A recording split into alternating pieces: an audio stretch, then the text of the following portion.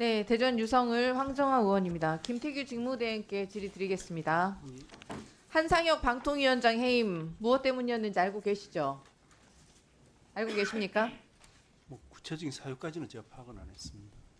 그때도 TV조선 재승인 당시에 심사 점수를 점수 조작에 개입했다는 이유로 윤석열 정권 입장에서 해임을 시켰는데 당연히 윤석열 정권 입장에서는 아주 당연하다고 생각하시고 계실 거예요. 그런데 그 잣대로라면 방통위에서 지금 남아날 수 있는 공직자가 있을지 정말 의문입니다. 한상혁 방통위원장 해임 직후에 이뤄진 이동관 방통위원장 취임, 그리고 이동관이 취임하자마자 YTN 민영화가 가속도가 붙기 시작합니다. 신기할 정도로 속전속결이고 그 속에 담긴 너무나도 노골적인 의도에 철면피스럽다는 말조차 나오지가 않습니다. 직무대행님, 윤석열 정부가 가열차게 추진하던 공공기관 혁신안의 목적이 무엇이었다고 생각하십니까? 불효불급한 자산 정리하는 것 아니겠습니까? 겉으로는 혁신이라고 쓰고 속으로는 길들이기, 민영화, 그리고 쉬운 해고뿐이었습니다. YTN 민영화 당시 어떤 논란이 있었는지 혹시 알고 계십니까?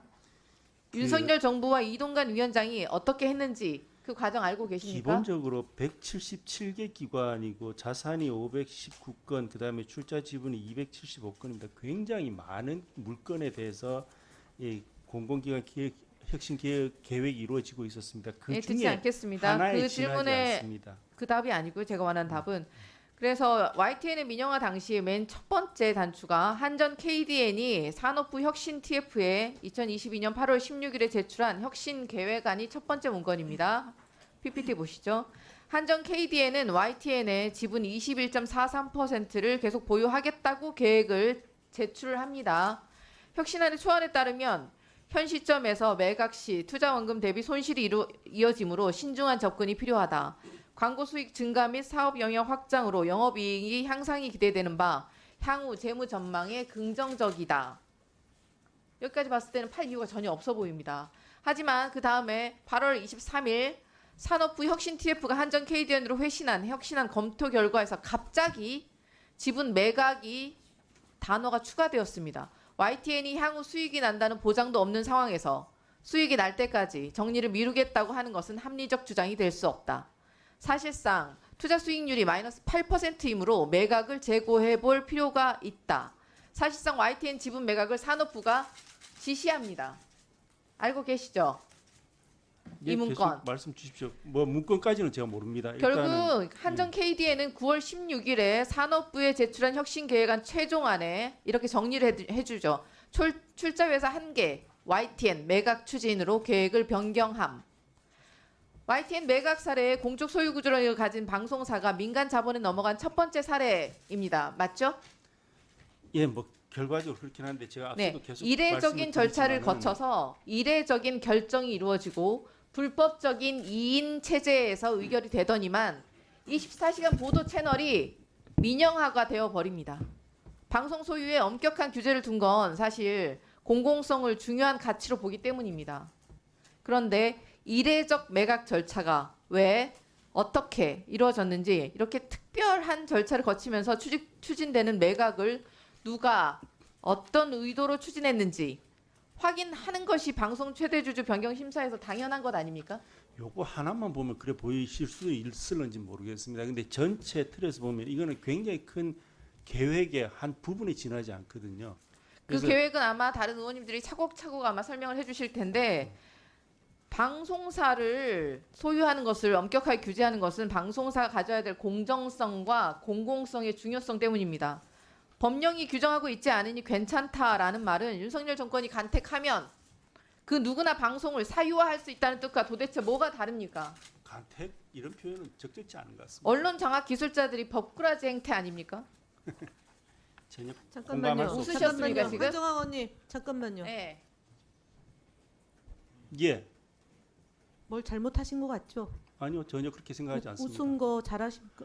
용어 질문에 표현이 굉장히 부적절하다고 저는 조용히 하세요. 생각했습니다. 제가 지금 황정아 의원의 법꾸라지 이런 표현은 제가 수긍하기가 힘듭니다. 계속 얘기하세요. 예, 뭐 더 할 말 계속 다 얘기해 보세요 했습니다. 한번. 다 했습니다. 더 하세요. 아니요 더 안 해도 됩니다. 웃고 하고 싶은 얘기 더 해보세요. 아니요 저 뭐 다 한 것 증인이에요, 같습니다. 제 의사 지금. 표현은 다 한 것 같습니다.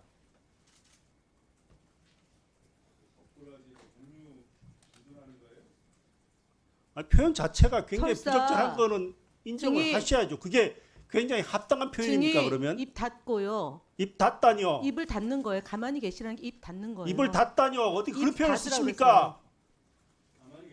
입을 닫는 게 무슨 말이라고요? 입을 닫는 게 그게 무슨 말입니까? 그대로 입을 닫는 거예요. 아니 지금 표현이 그렇지 않습니까? 지금 아니 무슨 표현이 어떤데요?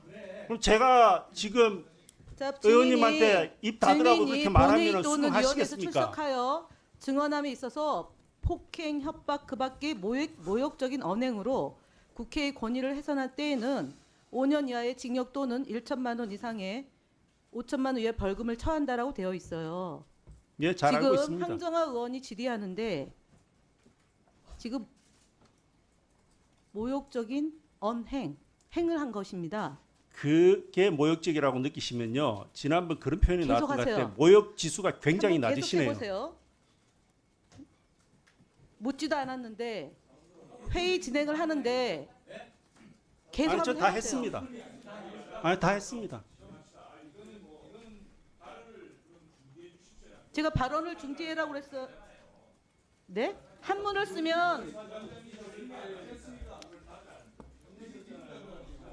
입을 닫는 게 왜 그게 무슨 막말입니까?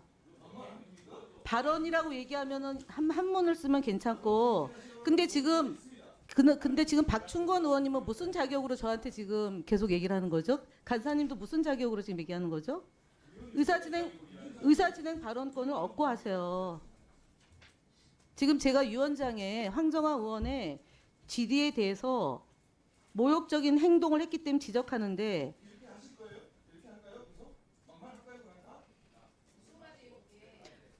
최영도 간사님, 박충건 의원의 저런 행동에 대해서 계속 저렇게 해도 됩니까? 아니 지금 제가 얘기하는 거는 지금 황정화 의원 질의 시간이 황정화 의원 질의 시간을 잠시 멈추고 위원회의 원만한 진행을 위해서 지금 회의 진행하는데 거기에 의사진행 발언이 어떻게 들어옵니까?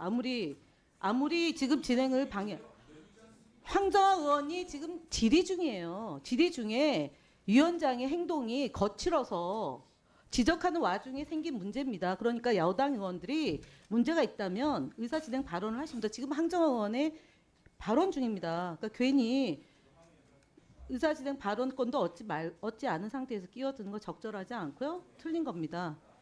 황정화 의원님, 그 아까 질의할 때 위원장의 태도에 대해서 사과를 받아야 된다고 저는 생각하는데 어쨌든 질의는 계속 하시고요. 끝나고 제가 진행하겠습니다.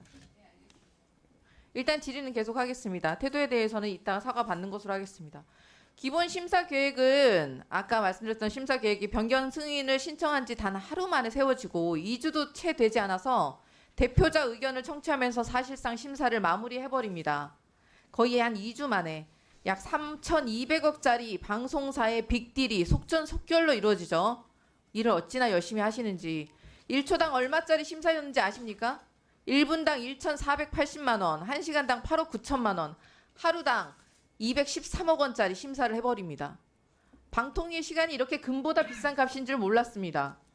공영방송 이사진을 1인당 1분 30초도 안 되는 시간에 모두 심사했다는 때와 다른 게 전혀 없습니다. 직무대행님, 공공기관 혁신안의 목적이 민영화가 아니라고 했는데 대체 왜 한전 KDN의 YTN 주식 매각을 강제했다고 보십니까? 이거는 강제했다고밖에 볼 수 없는데 방송을 장악하겠다는 의도밖에 없지 않습니까? 전혀 그렇게 보이지 않습니다. 그럼 어떻게 보십니까? 이게 제가 속전속결로 일을 열심히 합니까? 제가 알고 있기에는 84일 정도 심사 시간이 소요되었다고 파악하고 있고요. 그 정도는 다른 사안에서 심사한 기간하고도 크게 차이가 없는 걸로 그렇게 알고 있습니다. 사안에 뭐 어디서부터 어디까지를 지금 이 매각 과정이라고 보시느냐에 따라 다르겠지만 저는 심사 과정에 대해서 말씀을 드렸습니다. 무슨 큰 명분이라도 있지 않고서야 이렇게 일을 열심히 하실 수가 있을까 싶은데 민생을 챙길 때는 누구 하나 나서는 사람이 없더니 방송 장악에만 손발이 이렇게까지 착착 맞는 거 정말 한심합니다. 그래서 국민의 분노만 들끓고 있는 거고요. 그냥 한전 KDN이 판 것이다 라는 말도 안 되는 정부 부처의 입장을 믿을 사람이 누가 있겠습니까? YTN은 팔아 넘기고 KBS는 갈아치우고 MBC는 먹어치우고 불법적인 방송 장악, 언론 탄압의 폭주 기차를 멈춰 세우지 않겠다는 그런 자들의 말로는 안 봐도 비디오일 것입니다.